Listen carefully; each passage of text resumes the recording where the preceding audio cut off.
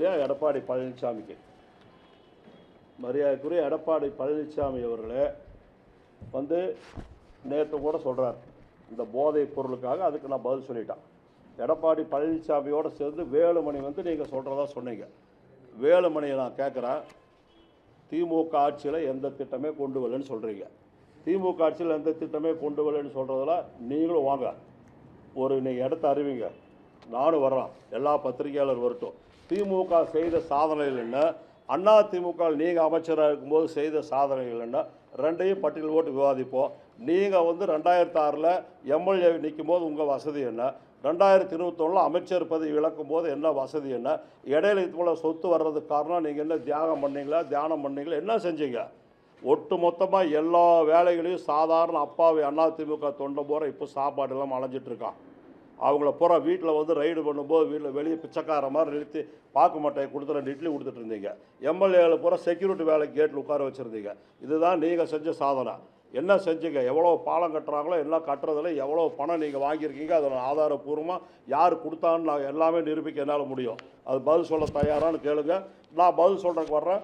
திமுக ஆட்சியில் என்ன செஞ்சதுன்னு நம்ம சொல்கிறோம், அவர் என்ன செஞ்சாருன்னு அவர் சொல்லட்டும். 2 பேருக்கும் மக்களும் கேட்கட்டும். நீங்கள் பத்திரிகையாளர் அதுக்கு ஒரு ஏற்பாடு பண்ணுங்க, நான் வர்றேன் பேசுகிறதுக்கு.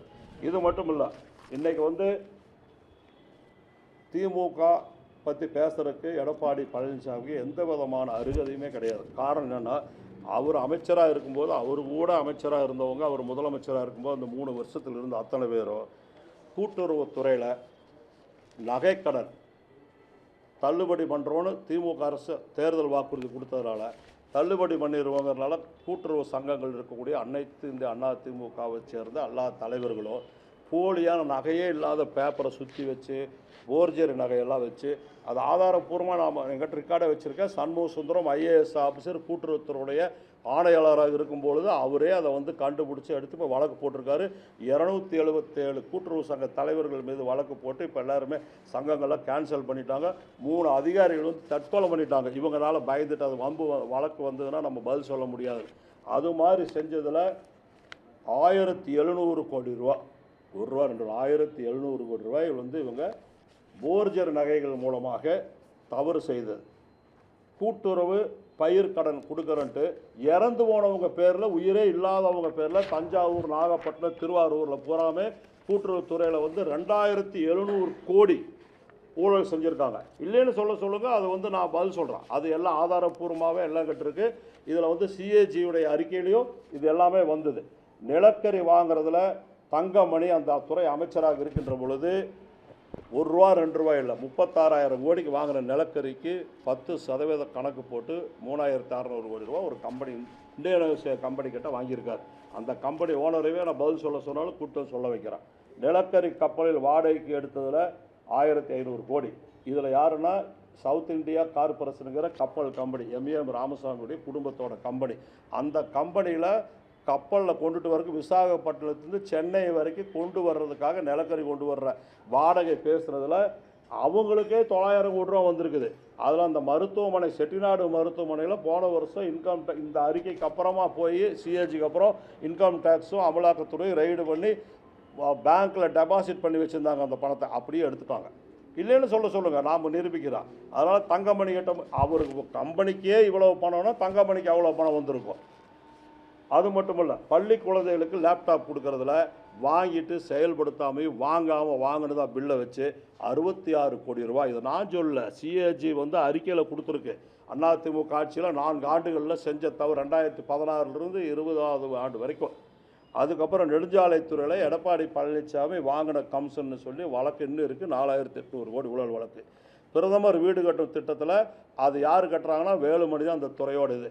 அதில் வந்து ஹரிஜன மக்களுக்கு, தாழ்த்தப்பட்ட மக்களுக்கு, மலைவாழ் மக்களுக்கு கட்டி கொடுக்க சொல்லி பணம் கொடுத்தா, இவருக்கு வேணுங்கிறவங்களுக்கு கட்டி கொடுத்தா அந்த பணத்தில் தப்பு செஞ்ச ஊழல் வந்து 850 கோடி. புட்டாவில் வந்து விற்கிறதுக்கு அனுமதி கொடுத்து வாங்கினதில் அது ஊழல் அப்படியே சொல்லிட்டா அது ஊழல். மருத்துவமனை கட்டுறதுக்காக அந்த கட்டடங்கள் கட்டுவதற்கு கான்ட்ராக்ட்காரருக்கு வேலையை கொடுக்கும்போது 15% பணம் வாங்கினுடைய விளைவு நாமக்கல்லில் இடிஞ்சது, செங்கல்பட்டில் இடிஞ்சது, எல்லா இடத்துல கட்டடங்கள் இடிஞ்சு விழுது. இப்போ ரெண்டாவது திருப்பி ரெனோவேஷன் படி கட்டி கொடுக்கறதுக்காக அரசு உத்தரவு போட்டிருக்கு. கல்வித்துறையில் ஊழல் மோசடி, பத்திரப்பதிவில் ஊழல். அதாவது பத்திரமே பதியாமல் பதிஞ்சதாக வந்து ஒரே டிரைவிங் லைசன்ஸில் ஒரே பட்டாவில் 460 பத்திரம் பதிவு பண்ணியிருக்கார் வீரமணி அமைச்சராக இருக்கும்போது. இது வந்து வழக்கு போயிட்டுருக்கு. அரிசி பருப்பு எண்ணெயெல்லாம் வழக்கு காமராஜர் உணவு மந்திரியாக இருக்கும்போது அவர் பணம் வாங்கி வீட்டில் ரைடு பண்ணி 5500 கோடி ரூபா அதிக பணம் வாங்கியிருக்காரு, லஞ்சம் வாங்கியிருக்காருன்னு அந்த வழக்கும் போயிட்டுருக்கு. பள்ளி கட்டடங்கள் ஊழல் 10,000 வகுப்புகள் கட்டுறதுக்கு பணம் ஒதுக்கிட்டு கட்டாமையே பணத்தை எடுத்துகிட்டு போயிட்டாங்க. அதுவும் சிஏஜியில் இருக்குது. இது ஒன்றும் நான் சொல்கிறதில்ல, நான் சிஏஜியில் இருக்கிற அறிக்கையை தான் சொல்லிகிட்டு இருக்கிறேன். அதே மாதிரி வீட்டு வசதி வாரிய வீடு கட்டுறதுல 30% கமிஷன் வாங்கி வீடு கட்ட சொன்னதுனால பன்னீர்செல்வம் உட்பட எல்லாருமே பணம் வாங்கி அந்த 11 மாடி பில்டிங்கெல்லாம் இன்னும் குடி போகாமல் அது இருக்குது, வழக்கு போயிட்டுருக்கு.